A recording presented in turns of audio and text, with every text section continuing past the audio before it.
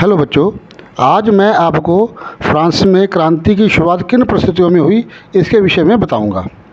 क्रांति मतलब आंदोलन, मतलब रोष, मतलब राजा की नीतियों के प्रति रोष, आंदोलन, राजा के प्रति आंदोलन।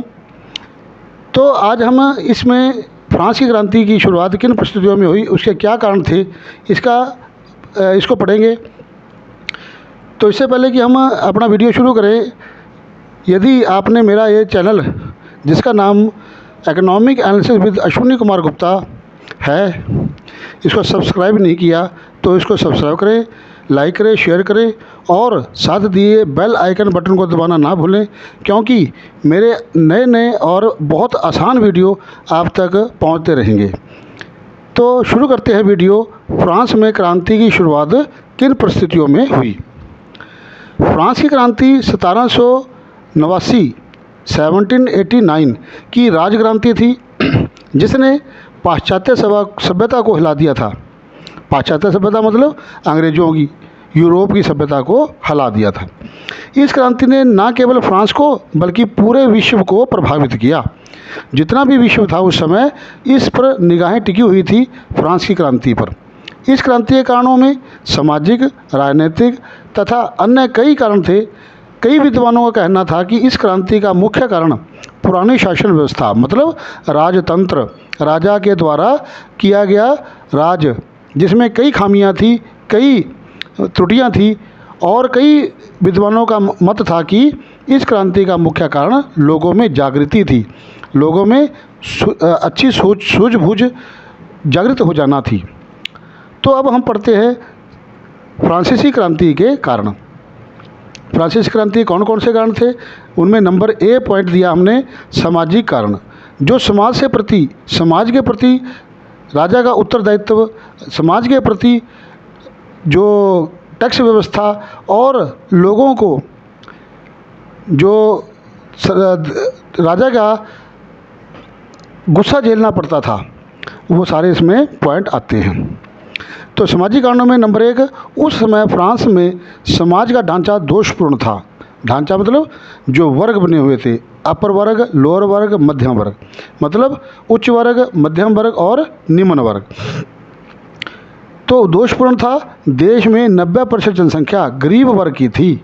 जो गरीब लोग थे, जिसमें हम कह देते हैं कि व्यापारी, छोटे व्यापारी हो गए, किसान हो गए, मजदूर हो गए, छोटे तबके के लोग, वो उनकी जो जनसंख्या थी वो 90% थी।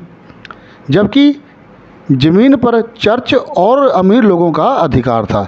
चर्च मतलब जो पादरी लोग थे, और अमीर जो जमींदार लोग थे, उनका अधिकार था। दूसरा है, पादरी व अमीर लोगों को विशेष अधिकार मिले हुए थे। उन्हें किसी प्रकार का कोई ताड़ना नहीं की जाती थी, उन पर कोई नियम लागू नहीं होता था। सिर्फ नियम जो लागू होते थे वो गरीब वर्ग पर लागू होते थे। पादरी और अमीर लोगों को विशेष रूप से अधिकार मिले हुए थे। तीसरा पॉइंट आता है, तीसरे वर्ग के लोग कौन से थे? किसान लोग, गरीब मजदूर लोग, व्यापारी, छोटे व्यापारी लोग, ये शामिल थे। उन्हें चर्च को के साथ साथ राजा को भी कर चुकाना पड़ता था। मतलब जो तीसरे वर्ग के लोग थे, उन्हें दो प्रकार से कर चुकाना पड़ता था। एक जो है चर्च को देना, और दूसरा राजा की राजकोष में देना। तो इस प्रकार से लोग प्रताड़ित होते थे और उन्होंने क्रांति कर दी। बी पॉइंट आता है राजनीतिक कारण। राजनीतिक कारणों में जो नैतिकता के आधार पर राजनीति नहीं कर पा रहे थे। क्रांति के समय फ्रांस का राजा लुई 16वां था। जब क्रांति हुई उस समय फ्रांस का राजा कौन था? लुई 16वां था, जो निरंकुश, मतलब जिसका कोई अंकुश नहीं था, कोई जो बात नहीं मानना, अपनी बात को मनवाना, बुद्धिहीन था, उसको कोई बुद्धि नहीं थी, जैसा जो कहता था उसी प्रकार वो करता था, और अपने दायित्वों के प्रति उदासीन रहने वाला, और जो मतलब अपने जो उत्तरदायित्व होते थे, जो राजा का कर्तव्य होता था, वो नहीं पूरा करता था। तो इस प्रकार से क्रांति के समय फ्रांस का राजा लुई 16वां था, जो निरंकुश था, बुद्धिहीन था तथा अपने दायित्व के प्रति उदासीन रहने वाला था। दूसरा आता है राजा की पत्नी एतोए नेत। राजा की पत्नी का नाम क्या था? एतोए नेत। वो राजा के साथ शासन कार्यों में हस्तक्षेप करती थी। जो राजा के साथ बैठती थी और जो राजा का कार्य था उसमें वो अपना हस्तक्षेप करती थी, अपने आप को मानती थी। उसने अपने चेतों को उच्च पद प्रदान किए हुए थे। वो जो अपने चाहने वाले थे, जो उसकी जी हुजूरी करते थे, उन लोगों को वो उच्च पद दिलाती थी। और तीसरा आता है गरीब जनता पर करों का बोझ था। जैसे मैंने पहले बताया, जो गरीब जनता थी केवल उन्हीं को ही जो है कर देने पड़ते थे, टैक्स देना पड़ता था। उनको चर्च को भी टैक्स देना पड़ता था और सरकार को भी कर देना पड़ता था। जबकि जो कुलीन वर्ग, जो उच्च वर्ग के लोग और अमीर लोग या पादरी लोग, उनको कोई भी किसी प्रकार का चर्च और किसी प्रकार का टैक्स नहीं देना पड़ता था। आगे आता है तीसरा आर्थिक कारण। आर्थिक मतलब धन से संबंधित, जो धन कैसे कैसे खर्च करता था, किस प्रकार के टैक्स लगाए जाते थे, कहाँ कहाँ से फिजूल खर्ची की जाती थी, इन सब में हमने वो पढ़ना है। तो आर्थिक कारण, फ्रांस ने अमेरिका के 13 उपनिवेशों के स्वतंत्रता आंदोलन में जो है मदद की, और अमेरिका की मदद की थी। फ्रांस ने अमेरिका की जो उसके स्वतंत्रता आंदोलन चला हुआ था उसमें मदद की थी और उसमें उसने बहुत पैसा खर्च कर दिया। फ्रांस जो पहले से ही कर्ज के बोझ में दबा हुआ था, उस पर और 10 अरब लिब्रे का बोझ बढ़ गया। जो पहले से ही बहुत ज़्यादा कर्जा था, और ज़्यादा कर्जा होता चला गया और 10 अरब लिब्रे का और बोझ, अतिरिक्त बोझ बढ़ गया। दूसरा पॉइंट आता है सरकार अपने बजट का बहुत हिस्सा कर्ज और ब्याज के रूप में देती थी। जो अपना बजट बनता था, सालाना बजट बनता था, उसका जो बहुत बड़ा हिस्सा जो था वो कर्ज और ब्याज के रूप में दिया जाता था। और जो कर्जदार थे, जो जिससे सरकार ने कर्ज लिया हुआ था, वो 10% ब्याज की मांग कर रहे थे। तीसरा आता है राजा की रानी एतोयनेत। मैंने पहले बताया आपको, जो राजा लुई 16वां था उसकी पत्नी थी एतोयनेत। वो फिजूल खर्ची करती थी अपने हार श्रृंगार पर, अपने चहेतों पर, अपने जो अहदेदार आदमी थे उनके पर खर्च किया करती थी ताकि वो जी हुजूरी करती रहें। चौथा आता है गरीब लोगों पर करों का भार बहुत अधिक था। पहले बताया, यह कई बार पॉइंट आया, पीछे भी आया है। जो गरीब लोग थे वो क्या थे, उनको जो टैक्स देना पड़ता था वो चर्च को भी देना पड़ता था और राजा को भी देना पड़ता था। पांचवा आता है कीमतों में वृद्धि होने से जो कीमतें थी वो बहुत आसमान छू गई थी। पाव रोटी की कीमतें थी बहुत बढ़ गई थी, खाने पीने की वस्तुओं की कीमतें बहुत बढ़ गई थी, जिसके कारण से जो बेकरी मालिक थे, जो पैदा करने वाले थे, वो जमाखोरी करने लगे थे ताकि वो अधिक कीमत पर अपना सामान को बेच सकें। चौथा पॉइंट आता है दार्शनिकों का योगदान। तो दार्शनिक कौन होते हैं? फिलोसफर, सामाजिक कार्यकर्ता, उन्हें हम दार्शनिक कहते हैं। जैसे हमारे यहाँ पर रूसो, उसने क्या किया, अपनी पुस्तक सामाजिक अनुबंध में राजा के दैवीय अधिकारों पर प्रहार किया। वो कहता था कि राजा जो है देवता का दूत है, देवता की जगह बैठा हुआ है, जो वो कहता है वो दैव शक्ति है। इसलिए रूसो ने क्या किया, अपनी पुस्तक का नाम क्या है, सामाजिक अनुबंध, उसमें राजा के जो दैवीय अधिकार थे उन पर प्रहार किया, उनके खिलाफ बोला। दूसरा, लॉक ने भी अपनी पुस्तक टू ट्राइटाइजेज ऑफ गवर्नमेंट में राजा के दैवीय और निरंकुश अधिकारों को खंडन किया।